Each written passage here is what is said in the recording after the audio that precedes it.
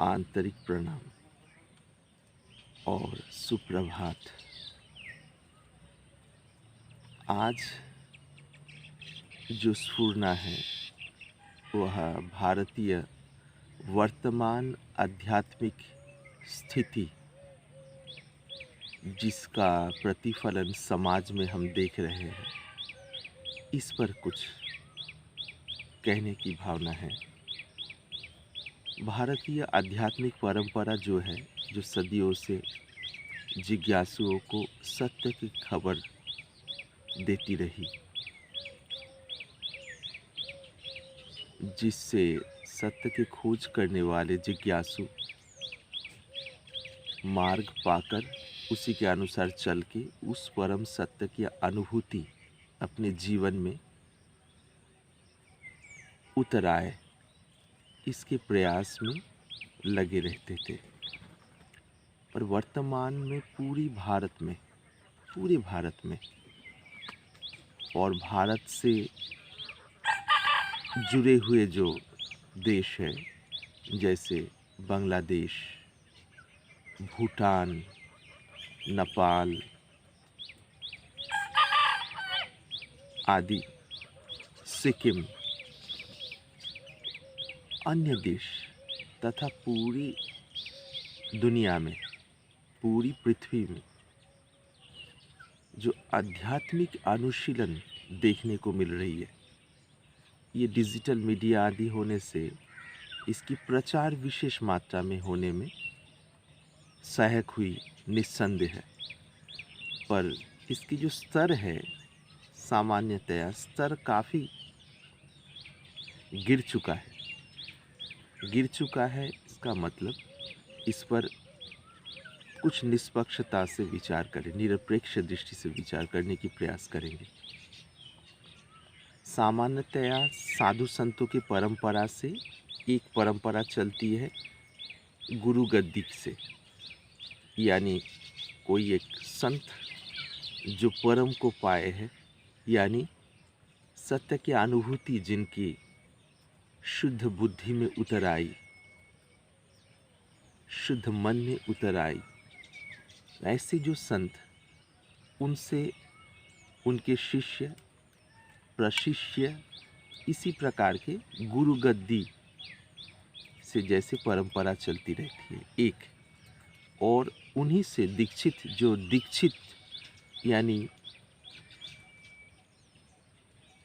गृहस्थ धर्म को पालने वाले वैसे जो लोग होते हैं, वे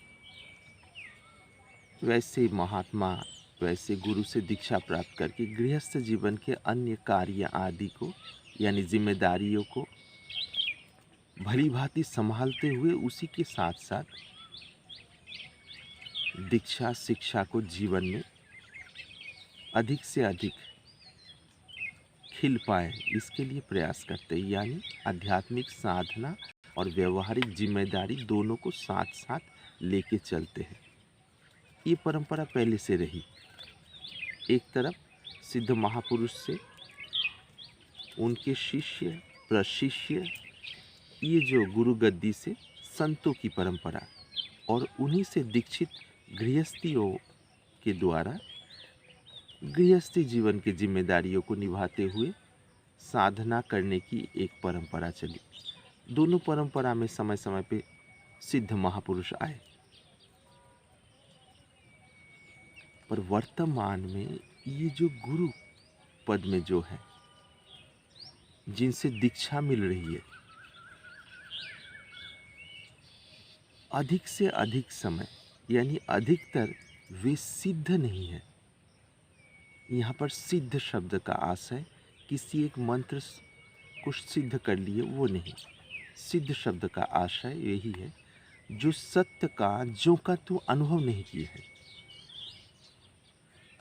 वर्तमान में ये बात बहुत ही कटु सत्य है, फिर भी मुझे इस जगह पे ये रखना है और रखना पड़ रहा है।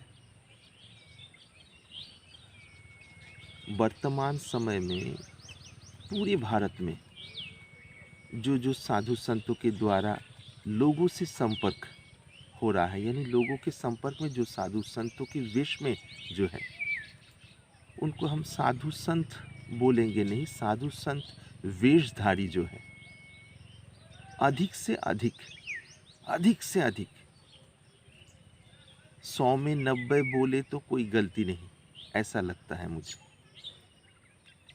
साधु वेशधारी है वे लोग, और जो साधु वेशधारी है वो कभी निष्ठापूर्वक साधना में लगे ही नहीं। तो द्वंद्वातीत सिद्धावस्था की अनुभूति प्राप्त करना, इसकी तो सवाल ही नहीं है। आप एक सिद्धावस्था जो गीता में वर्णित जो द्वंद्वातीत स्थिति या स्थित प्रज्ञ स्थिति के जो वर्णन है, जो प्रामाणिक है, उस सिद्धावस्था में पहुंचने के लिए एक जिज्ञासु या साधक को गुरु के मार्गदर्शन के अनुसार अपने दिल और बुद्धि को संभाल के काफ़ी बारीकी से चलना होता है। गुरु के मार्गदर्शन के अनुसार चलते चलते बहुत सारे प्रतिकूलताओं के बीच में से गुजर के अंततः गत्वा उनकी बुद्धि उस सत्य को ग्रहण करने में समर्थ होती है, जहाँ से उनकी बुद्धि द्वंद्वातीत स्थिति में प्रतिष्ठित हो जाती है। यह है वास्तविकता।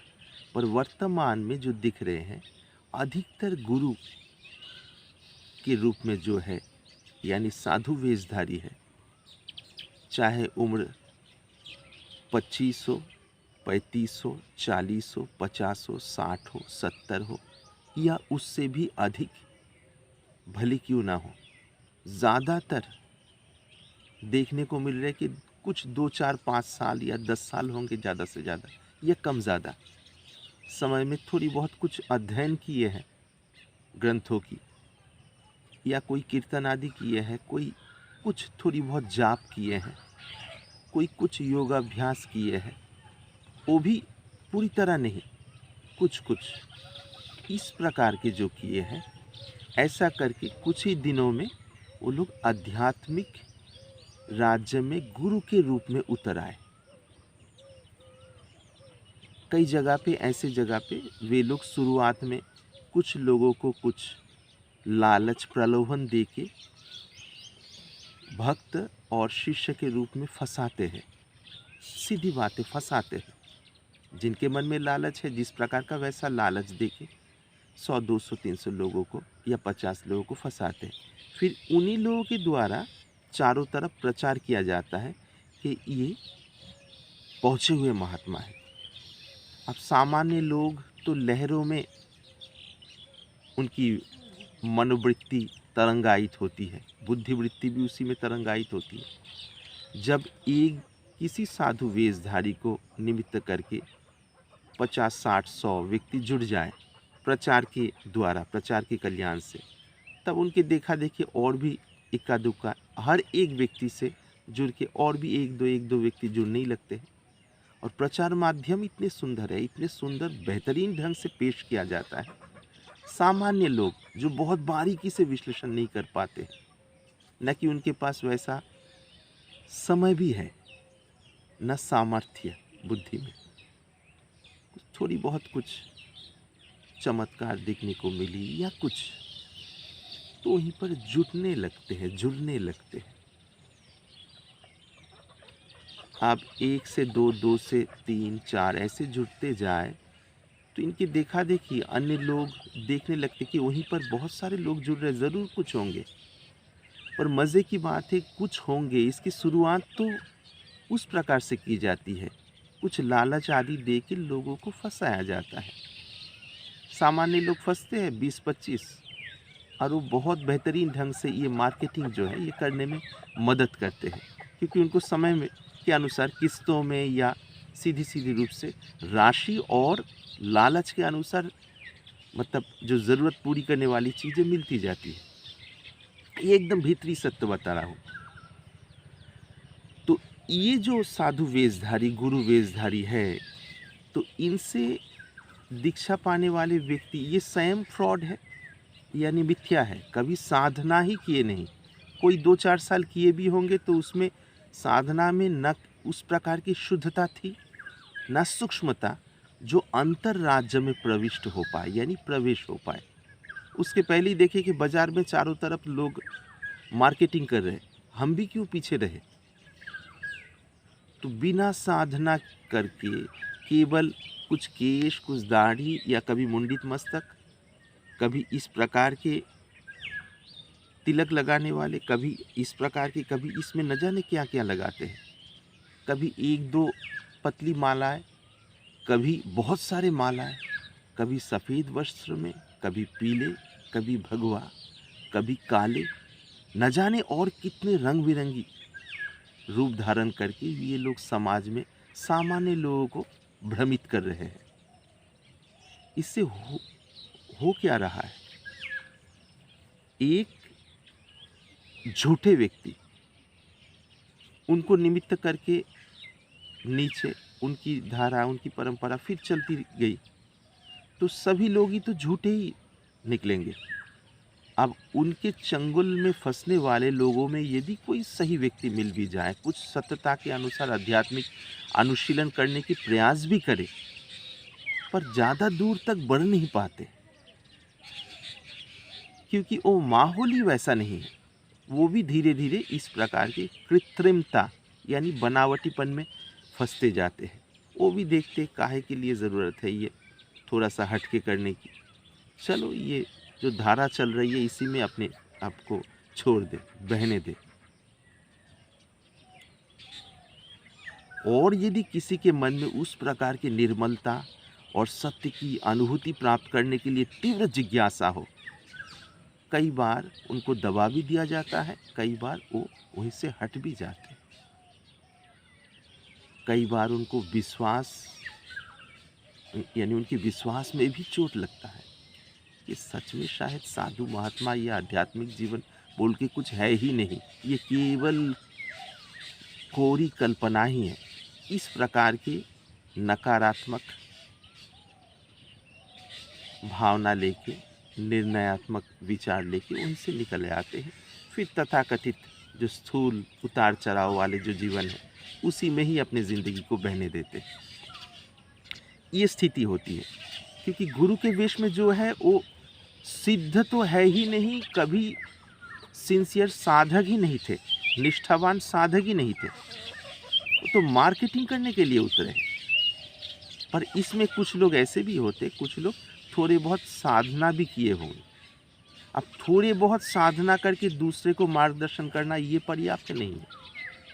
शास्त्र के अनुसार देखी जाए तो ये बातें उस जगह पे कही गई जब व्यक्ति स्वयं उस सिद्ध स्थिति की अनुभूति ना करे, दंडातीत स्थिति में उनकी बुद्धि प्रतिष्ठित ना हो, वो कैसे दूसरे को मार्गदर्शन करेंगे किताब पढ़ के। अब किताब पढ़ने वाले जो पंडित हैं वो भी तो तब मार्गदर्शन करने में समर्थ हो जाएंगे। किताब रटने वाले पंडित और संतों में तब अंतर ही तो कुछ नहीं रह जाएगा। तो ये है परिस्थिति है वर्तमान। असिद्ध गुरु वेशधारी से एक गुरु गद्दी में चलने वाली झूठी परंपरा और उनसे ही निकलने वाली जो गृहस्थी जीवन में एक झूठे भक्तों की परंपरा, इन दोनों परंपरा के लोग जो साधु वेशधारी और गृहस्थी जीवन में, साधु वेशधारी जो है उनकी शुरुआत झूठेपन से है, यहाँ पर मैंने चर्चा कर चुका हूँ, और गृहस्थ के रूप में जो है उनमें काफ़ी सरलता पहले रहती है। पर जब ये झूठे गुरु से झूठी मार्गदर्शन मिली तो वो भी अपने आप को धीरे धीरे, यदि उनके मन में उस प्रकार का बल ना रहे, ना वैसी सत्य के प्रति निष्ठा रहे, ना तेज, ना व्याकुलता न रहे, वो भी धीरे धीरे अपने आप को उस कृत्रिमता में बहने देते। पहले भले उनके जीवन में कुछ सरलता, सादगी, सहजता से रही होगी, पर जब ही गुरुकरण, गुरु दीक्षा मिली, कुछ ना कुछ बनावटीपन जाने अनजाने में उनकी बुद्धि में आने लगती है, और उसी प्रकार के बनावटीपन से वो अन्य लोगों को धोखे में डालते जाते। अरे चलो इस प्रकार के करो, हम तो ठहरे, यानी हमारी गुरुकरण हो गया, तू तो ठहरे निगूरा, यानी गुरु नहीं है, कोई गति नहीं है, फलाने फलाने, इस प्रकार की बातें उनके द्वारा फैलाई जाती है, प्रत्यक्ष रूप से या परोक्ष रूप से। तो ये जो दोनों अंधकार की धारा है, एक अंधकार के केंद्र है जो असिद्ध झूठे व्यक्ति, और उनसे फैलने वाली जो दोनों शाखाएं हैं, यहाँ पर चलने वाले लोग जिस प्रकार के अंधकार में थे पहले से, वो उससे भी अधिक से अधिक अंधकार में उनकी स्थिति होती जाती है। अब जहाँ पर अंधकार यानी अंधेरा, अंधेरा माने अज्ञान, अज्ञान ही मूल कुंजी हो, इन लोगों के द्वारा समाज की दशा क्या होगी? लाभ नहीं होने का है, ये बोलने की कोई गुंजाइश ही नहीं है।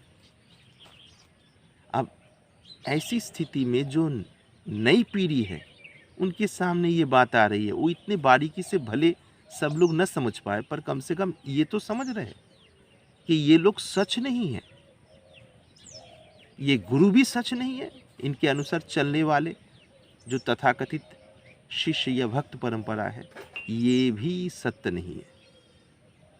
इनके मानसिक सरलता नहीं उभर रही है, उदारता नहीं बढ़ रही है, सबको अपनाने की आंतरिक भाव जो भीतर से खिलनी चाहिए वो नहीं आ रही है, अपितु विपरीत भावनाएं इनके अंदर और ज़्यादा पनपते हुए दिख रही है।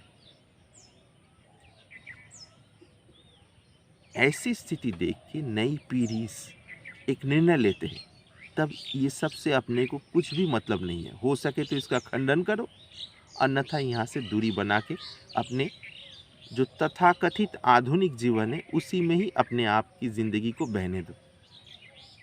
इससे कितनी खतरनाक हानि हो रही है। ये जो नई पीढ़ी जड़ता को ही जीवन के आधार मान के तथाकथित आधुनिकता को ही जीवन के आधार मान के उसी में चलने लगती है। अब उनके मन में आध्यात्मिक उस शुद्ध चेतना की अनुभूति ना होने के कारण उनकी बुद्धि भी स्थूल चीज़ों में फंसती जाती है। अब स्थूल चीज़ों में ही फंसती जाए और स्थूल चीज़ें ही जीवन के आधार रहे तो शांति किस प्रकार आवेगी? और जो शांति नहीं आवेगी तो उनके व्यक्तिगत जीवन और पारिवारिक जीवन विघ्नित होगी, और हो रही है। अब जब व्यक्तिगत जीवन और पारिवारिक जीवन विघ्नित हो तो सामाजिक जीवन में इसका प्रभाव नकारात्मक होगा, ये बोलने की आवश्यकता या गुंजाइश नहीं है, यानी ज़रूरत नहीं है।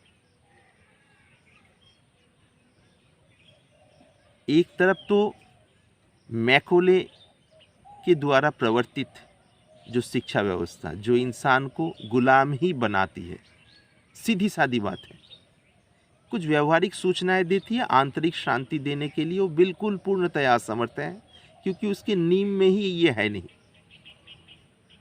हमारे भारतीयों को गुलाम बनाने के लिए ही तो ये शिक्षा व्यवस्था की गई थी, यानी इसकी प्रवर्तन की गई थी। केवल रोटी रोजी के लिए हम अंग्रेज़ों के अंडर में यानी उनके अधीन रह के कार्य करते रहे और उसके बदले में हमें तनख्वाहें मिलती रहे। अब अंग्रेज चले गए पर उनकी शिक्षा व्यवस्था बदली नहीं। जो भारतीय परंपरा के मूल पराविद्या है, ब्रह्म विद्या है, जिसको नींव में रखते हुए व्यवहारिक विद्या इसके साथ साथ चलेगी, वो विद्या को लाया नहीं गया, यानी नहीं लाई गई। केवल मैकोले के द्वारा जो विद्या यानी शिक्षा व्यवस्था है उसी को ही मूल आधार मान के चल रहे हैं और अपने आप को एक भ्रम के कारण आधुनिक मान रहे। ये स्थिति है वर्तमान प्रजन्म की। ज़्यादातर कोई व्यतिक्रमी रहे तो व्यतिक्रमी है, यानी अपवाद है। अब दूसरे तरफ जहाँ पर संभावना थी साधु संतों के द्वारा एक मार्गदर्शन की, एक प्रकाश देने की, जो देख के कुछ लोगों में प्रेरणा हो, वो चाहे किसी भी पद में हो, तो वहीं से कुछ कुछ रूपांतर होने की, बदलाव होने की, वो भी जड़ से कट गई इन झूठे गुरुओं के यानी गुरु वेशधारियों के कारण। तो ऐसी स्थिति में क्या करना चाहिए? सुनने वाले दर्शक श्रोता जो है, आप लोग विचार कीजिए। अब मैं ये नहीं कहूँगा इस प्रकार की स्थिति में वर्तमान में सही साधक नहीं है, सही साधक गुरु नहीं है, ये मैं नहीं कह रहा हूँ। न कि सिद्ध नहीं है, ये नहीं कह रहा हूँ। बहुत ही दुर्लभ है, बहुत ही दुर्लभ है, फिर भी है, क्योंकि भारतीय परंपरा की ये खासियत है, हर वक्त, हर समय, हर युग में सत्य दृष्टा महापुरुष होते हैं, रहते हैं।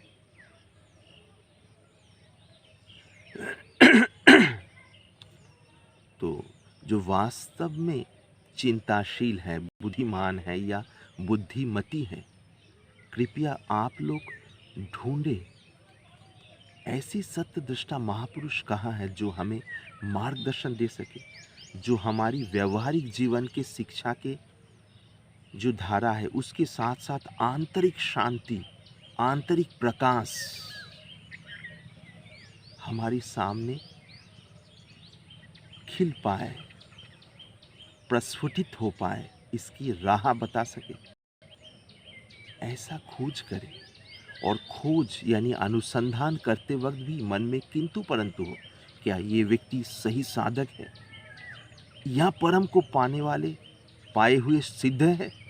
यदि इस प्रकार के किंतु परंतु या शंका मन में आए, आना सहज है, तो आए तो जो जिनको मानते हैं, वो ईश्वर हो, अल्लाह हो, गॉड हो, या निराकार को, यानी निराकार के प्रति श्रद्धा रखने वाले, या कोई अंतरात्मा को, या कोई अपने विवेक को, तो उसके आगे आंतरिक रूप से प्रार्थना करे। यदि कोई सही उस प्रकार की पहुँचे हुए महापुरुष हो, तो उनसे सहज रूप से संपर्क होगी। किसी प्रकार के चापलूसी या रेफरेंस या रिकमेंडेशन इसकी कोई ज़रूरत नहीं रहेगी। सीधी सादी बात है, जो जिनको मानते हैं, ईश्वर, परमात्मा आदि या अल्लाह, गॉड, किसी भी नाम से बोले, उनके पास दिल से प्रार्थना करें, घर बैठ के जो जहाँ पर है, और अपनी जिम्मेदारियाँ करते जाएं, अपने विवेक के अनुसार, और सत्य में ठहर के जहाँ तक हो सके, जिस जिस जगह पे गलतियाँ हो उसको सुधारने की प्रयास करें। इसी से मन में शुद्धता आएगी और बल आएगा, और इसी के साथ साथ व्याकुल भाव से प्रार्थना करें अपने भगवान के प्रति, ऊपर वाले के लिए प्रति, यानी उनके आगे। तब देखिएगा किसी न किसी प्रकार से संकेत अवश्य मिलेगी, जिससे आप वैसे महान विभूति से जुड़ पाएंगे, और जो ज़रूरत की मार्गदर्शन है वो परमेश्वर की तरफ से अपने आप आएगी, यदि आपकी प्रार्थना आंतरिक हो। इस विषय में कोई छल कपट, कोई ठगने ठगाने वाली बात में फंसने की किसी प्रकार की ना गुंजाइश रहेगी और ना ज़रूरत। तो मैंने जितनी सारी बातें कही, मेरे द्वारा जो कही गई बातें, इसमें कभी मैं साधु संतों की आलोचना नहीं कर रहा हूँ, न कि समालोचना करने का दुस्साहस कर रहा हूँ। साधु संतों के वेश में, गुरुओं के वेश में जो आम लोगों को किसी न किसी स्तर पे धोखा दे रहे हैं, शोषण कर रहे हैं, उन्हीं लोगों के लिए बोल रहा हूँ। अब इसमें चलने वाले लोगों में जब भी एक आध बार किसी से कुछ गलतियां हो जाए वो अलग बात है, पर जानबूझ के परिकल्पित ढंग से जो धोखा देने वाली जो ट्रेंड चली है फंसाने की लोगों को, उन लोगों के विषय में थोड़ी बहुत चर्चा रखने का प्रयास किया, करने का प्रयास किया, कि इससे हमें सार समझ में आए और जो करना है उस विषय में भी थोड़ी बहुत प्रेरणा मिले। मुझे आशा है मेरे वर्णन से जो वास्तव में सारग्राही दर्शक श्रोता है उसे ही ग्रहण करेंगे, और जो अनावश्यक लगे उसे सहजता से छोड़ देंगे। आंतरिक प्रणाम के साथ।